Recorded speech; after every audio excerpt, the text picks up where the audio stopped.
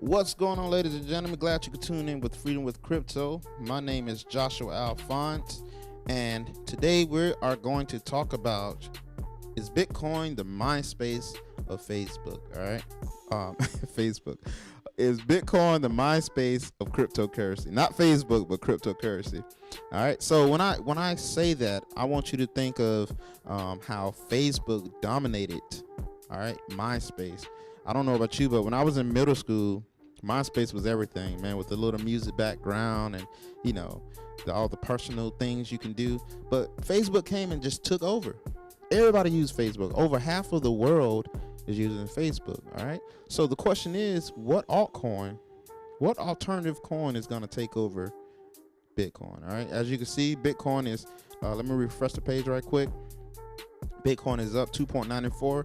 Ethereum, Ripple, man, it didn't drop.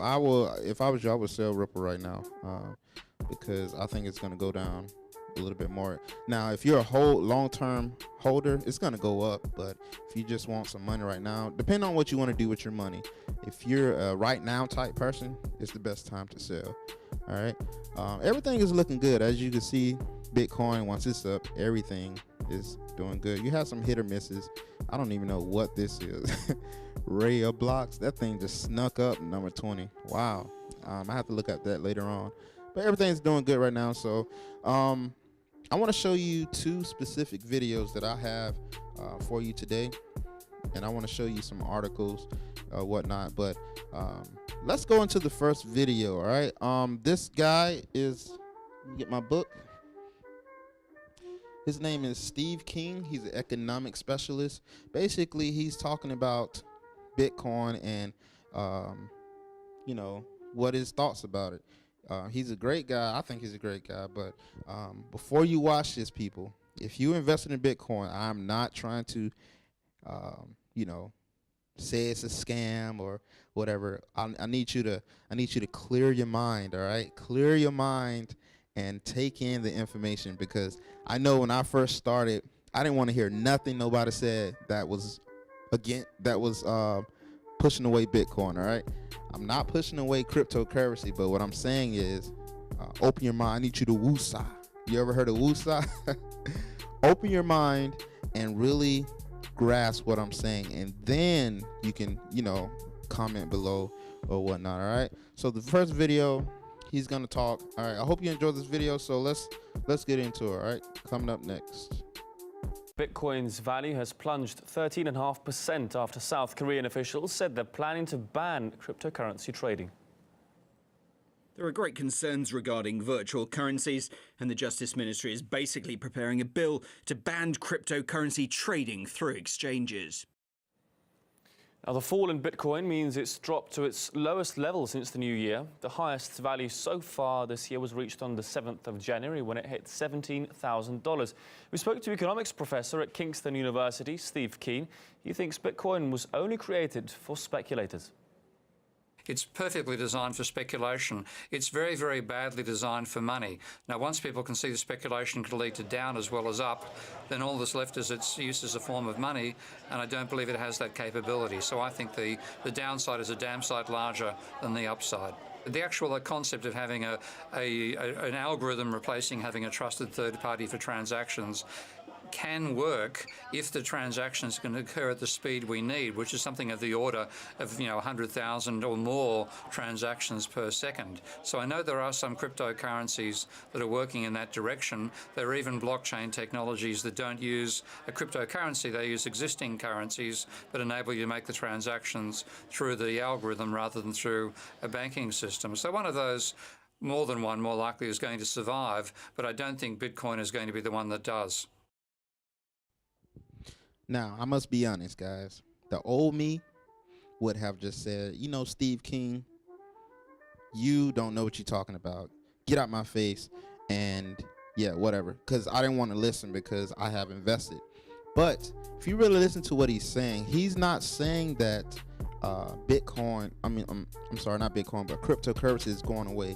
He's saying that people love speed, all right? People love speed and low fees, and if Bitcoin don't change, it's gonna soon die. All right, You got to think less than 1% of the world has grasped the concept of cryptocurrency. All right. Just imagine you're at McDonald's and you're trying to buy a burger with Bitcoin. It's not going to work, guys, because it's going to take 30 to 48 minutes for that money to transfer, for the transaction to take place. Could you imagine the lines of different stores throughout the world if stores took Bitcoin? Could you imagine the lines will be out the door? People will be waiting hours and hours just to get what they need. Just to buy a burger, you would wait like 2 or 3 hours.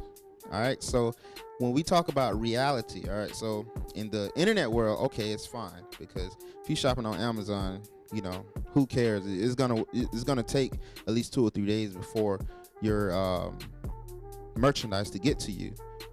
But if when you're talking reality, it's not gonna work. Right? It's not gonna work. The transaction fees are very high. Steve King, he mentioned that there are going to be other coins that may possibly take the place of Bitcoin if Bitcoin doesn't get its act together, right? And one of those coins I just want to show you is Digibyte. I'm not trying to get you to buy this coin. Actually, it's ranked number 43. But guys, the speed of Digibyte is impeccable, all right? Compared to Bitcoin, it's 40 times, as you can read, faster transaction. DGB is 40 times faster than Bitcoin. All right. So just imagine using Digibyte versus Bitcoin at McDonald's. Who's going to win?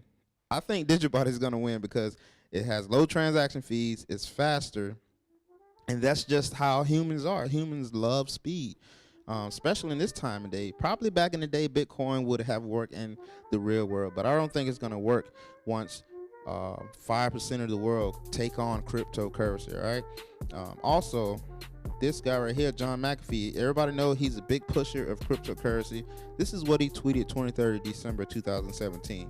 Coin of the day, Digibyte, using a blockchain which is 40 times faster than Bitcoin and having one of the most decentralized mining systems in the world, based off 5 different synergistic algorithms. DGB inherits, called the coin the sleeping giant. So this is one of the coins that I'm talking about. And if you would, I'm not telling you not to invest in this, but these are the future of cryptocurrency, in my opinion. Again, let me know your opinion below, and we can have some good debates, because based off what I'm seeing and based off my research, Bitcoin will not work in the real world. All right. So in terms of transaction fees, a debate. This is an article that's was written 19th of December 2017 by CNBC. So the big transaction fees are problems for Bitcoin, but there could be a solution. There could. And we all know hard forks have been taking place. And I just want to read a portion of this paragraph right here. It says, transaction times. A debate has been brewing among Bitcoin communities surrounding transaction time and fees. Right now, it takes an average time of 78 minutes to confirm a Bitcoin transaction, according to blockchain.com. But on Sunday, and again, this was written 19th of December. On Sunday, the average time was as high as 1,188 minutes. That's a long time, guys. Slow transaction speed and fees has led to a number of splits in the original blockchain. In August, the blockchain was forced to split into a phenomenon known as hard fork. We all know what that is. This led to the creation of a Bitcoin spinoff called Bitcoin Cash. Everybody know what Bitcoin Cash is. Another fork occurred in October, spawning yet another digital asset called Bitcoin Gold. These Bitcoin offshoots have spawned because some of the Bitcoin communities believe that the size of blocks, records of transactions on the network, should be increased.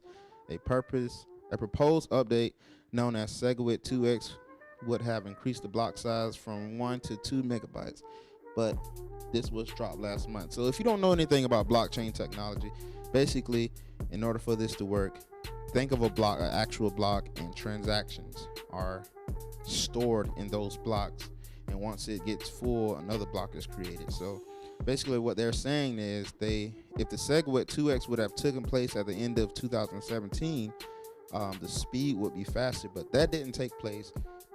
Again, you have other coins that have twice as much as speed.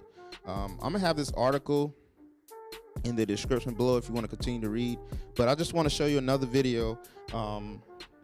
This guy named Raymond Delio, he's a billionaire, and he owned the Bridgewaters Association hedge funds, one of the largest hedge funds in the world. He's basically talking about in a strategic way. Now he's just not talking just to be talking. He's going to explain to you what he thinks about Bitcoin and the future of Bitcoin. Coming in 3, 2, 1.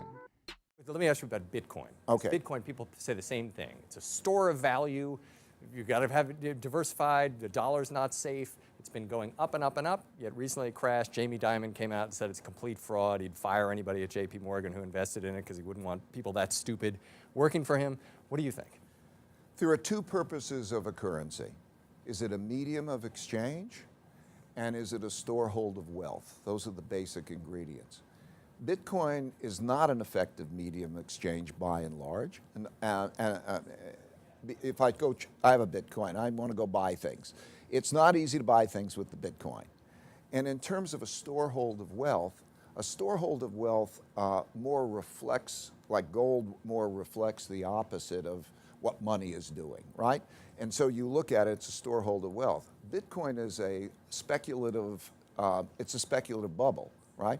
Its price is like a greater fool theory in terms of its price. If you say, what is its intrinsic value? If Bitcoin was made into a more effective medium of exchange, and also operated in terms of a storehold of wealth, not of the reflection of that volatility, it would be a viable instrument. It is, to me, a vehicle for speculation that's attracting people in, and it has all the classic ingredients of a bubble. People are leveraging themselves up, and it doesn't have that same intrinsic value. Even the privacy value, okay, is suspicious. In other words, it has a purpose to some extent. If you're living in a country and you don't know your currency, whether it's going to be good or not, and you might try to hold that. But that thing you're holding is running around like crazy for reasons that you don't understand. And then, so it's not going to be an effective storehold of wealth. And the privacy will be stress tested. In other words, governments are examining who is operating in their own clever ways of what that, and so you can't even assume that so it's going to be a privacy vehicle. So I don't see the effectiveness of Bitcoin. I could see cyber currencies and so on, but cryptocurrencies. But this is not what we're having. It's a possibility that I think has been captured as a speculative vehicle that's in the middle of a bubble. Now that video really hit home for me, guys, because I've been hearing is Bitcoin is going to be a bubble, but when you put speculative bubble in front of it, speculative, I can't talk right. You have to really think, use this concept. Bitcoin, if it stays in the condition it is in now, when the world grasps cryptocurrency, and when you start trying to shop with Bitcoin based off the fees and the time it takes for transactions to take place, Bitcoin is going to drop. All right, people love less fees and faster speed. All right, you have to think of it that way, because right now it's okay. All right, Bitcoin is the king of all cryptocurrency, but if the world start to use it more, I don't think it's going to work. So before I go, you just have to ask these questions the way Mr. Delio asked. Is Bitcoin an effective medium of exchange? All right, right now I would say yes, but maybe 3 or 4 years down the road, or maybe 5 or 10 years, I don't think it's going to hold off. All right, what about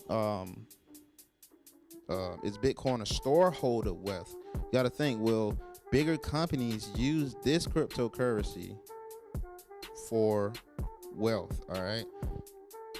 And again, based off the time, when I first started, I was thinking Amazon was going to take on Bitcoin, but now that I look at it, it's just too slow for Amazon. Amazon loves speed.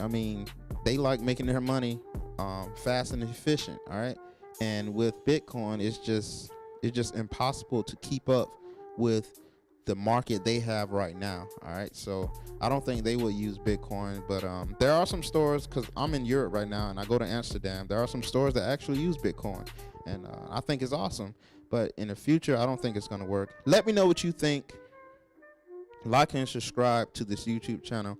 Also, guys, I have the link below for Freedom with Crypto Facebook focus group. Like and subscribe to that as well.